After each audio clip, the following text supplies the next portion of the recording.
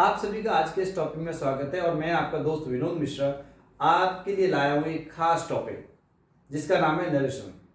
Friends, मैंने बहुत सारे टीचर्स से, बहुत सारे स्टूडेंट्स से इस टॉपिक के बारे में सुना है कि हम बहुत कन्फ्यूजन हो जाते हैं बनाते समय।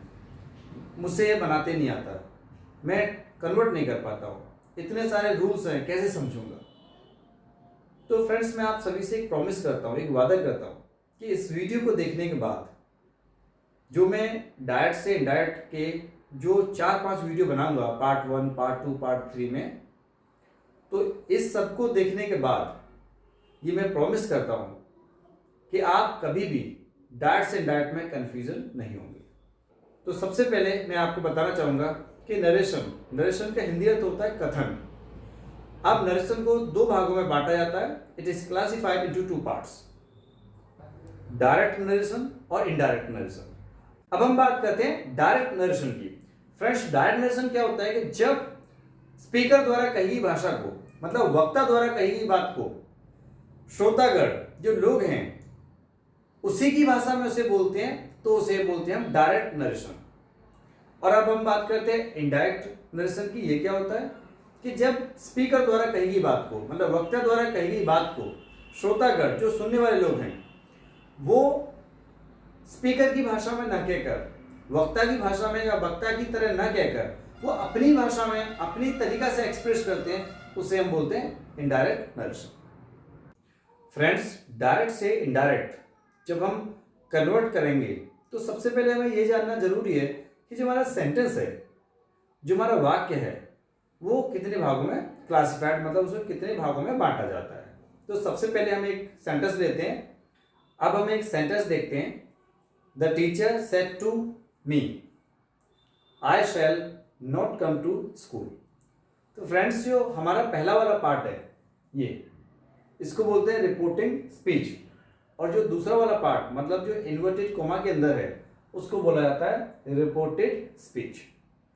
अब मैं आपको ये बताऊंगा कि जो पहला पार्ट है इसमें द टीचर, इसको बोलते हैं सब्जेक्ट, या ये हो गया हमारा रिपोर्टर, और जो सेड वर्ब है वो होता है रिपोर्टिंग वर्ब, और जो मी है ये होता है ऑब्जेक्ट। इस तरह से एक वाक्य क्लासिफाइड होता है।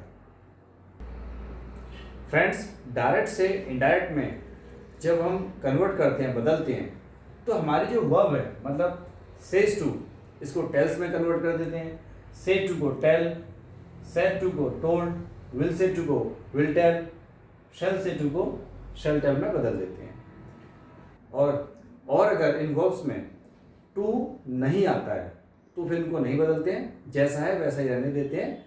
जैसे कि सेज को सेज में रहने देंगे, से को से में, सेड को सेड में, विल से को विल से में, और शेल से को शेल से में। डायरेक्ट से इनडायरेक्ट बनाते समय हमें चेंज करने के नियमों का पता होना चाहिए। तो सबसे पहले हम देखते हैं टू चेंज प्रोनाउन, सर्वनाम को कैसे बदलना है। दूसरा हम देखेंगे टेंस का वर्ब कैसे बदला जाता है, और लास्ट देखेंगे जो नियरनेस, मतलब समीपता वाले जो वर्ड्स हैं, शब्द हैं, उनको कैसे बदलते हैं। डायरेक्ट से इनडायरेक्ट बनाते समय हमें ये पर्सनल प्रोनाउन के चार्ट को समझना बहुत जरूरी है। फ्रेंड्स, इस चार्ट के माध्यम से हम ये समझेंगे कि प्रोनाउन को किस प्रकार बदला जाएगा। तो देखते हैं, हमारा जो चार्ट है, पर्सन्स, दूसरा सब्जेक्ट, ऑब्जेक्ट, पजेसिव केस, ये 2 भागों में बांटा गया है, एडजेक्टिव और प्रोनाउन। उसके बाद रिफ्लेक्सिव और एम्फेटिक प्रोनाउन। अब हम बात करते हैं फर्स्ट पर्सन की। तो फर्स्ट पर्सन में I, me, my, mine, myself, we, us, our, ours, ourselves. Second person में you, your, yours, your self.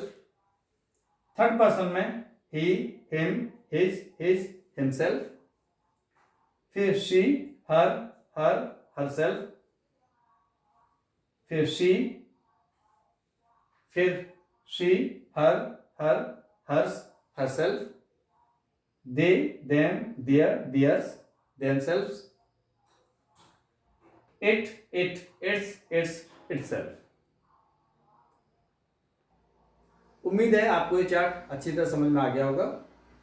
Pronoun के चार्ट के बाद अब हम देखते हैं कि टेंस के चार्ट में किस तरह से चेंजेस किया जाता है, कि जब एक टेंस डायरेक्ट में आता है तो उसे इनडायरेक्ट में कैसे चेंज करते हैं। तो देखते हैं, डायरेक्ट नरेशन में प्रेजेंट इंडेफिनिट टेंस को इनडायरेक्ट नरेशन में past indefinite tense, present continuous tense को past continuous tense, present perfect tense को past perfect tense, present perfect continuous tense को past perfect continuous tense, past indefinite tense को past perfect tense, past continuous tense को past perfect continuous tense, और यहाँ पर past perfect tense और past perfect continuous tense अगर ये direct में आता है तो इसमें किसी भी प्रकार का चेंज नहीं किया जाता। और ये नोट देखेंगे, फ्यूचर टेंस में विल शैल का यूज किया जाता है, तो विल को वुड में और शैल को शुड में हम कन्वर्ट करेंगे, चाहे वो किसी भी फ्यूचर टेंस का हो।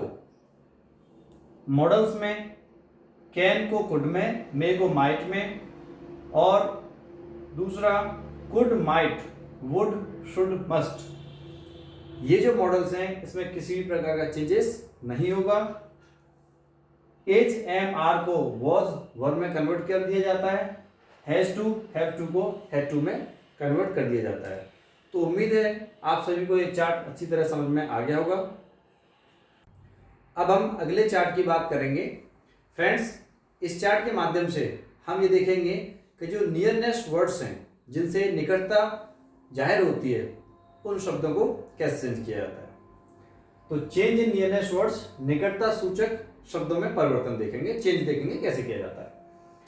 तो डायरेक्ट में दिस को दैट, दीज को दोस, हियर को देयर, हेंस को थेंस, हेंस को देंस में, टुडे को दैट डे, टू नाइट को दैट नाइट, नाउ को देन, जस्ट देन, एगो को बिफोर में बदलते हैं, टुमारो को द नेक्स्ट डे या फिर द फॉलोइंग डे में कन्वर्ट करते हैं, यस्टरडे द प्रीवियस डे या फिर द डे बिफोर में चेंज करते हैं, लास्ट नाइट को द प्रीवियस नाइट या द नाइट बिफोर में चेंज करते हैं, नेक्स्ट डे को द फॉलोइंग डे, 10 को सो में, कब को गो में बदलते हैं। जब हम डायरेक्ट से इनडायरेक्ट बनाते हैं तो हमें ये चार्ट याद करना बहुत जरूरी है।